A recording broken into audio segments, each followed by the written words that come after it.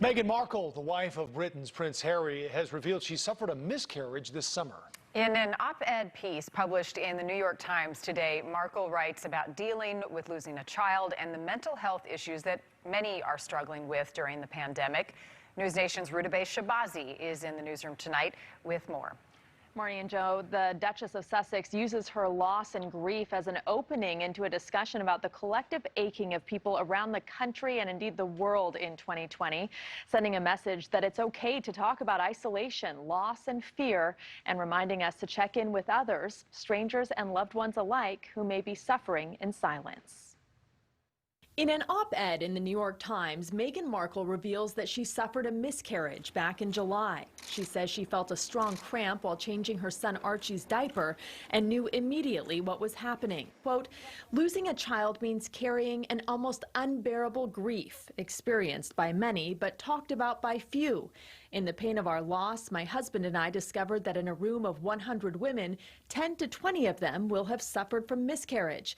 Yet despite the staggering commonality of this pain, the conversation remains taboo, riddled with unwarranted shame and perpetuating a cycle of solitary mourning. Reproductive endocrinologist Dr. Tarun Jain says feelings of shame are normal, but shouldn't be. I think there's a lot of self-blame, self-guilt that builds up. I have so many patients who feel like it must have been something that I did. Dr. Jain says it's important to remember that roughly 20 to 30% of pregnancies end in a miscarriage, and the first step to ending the stigma surrounding them is talking about it in the open. There's so much to be gained by sharing these stories because you gain support. Markle also harkens back to this moment of vulnerability during an ITV interview in 2019. You add this on top of just trying to be a new mom or trying to be a newlywed. It's,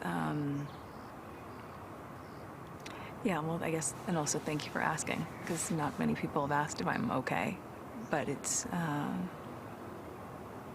very real thing to be going through behind the scenes.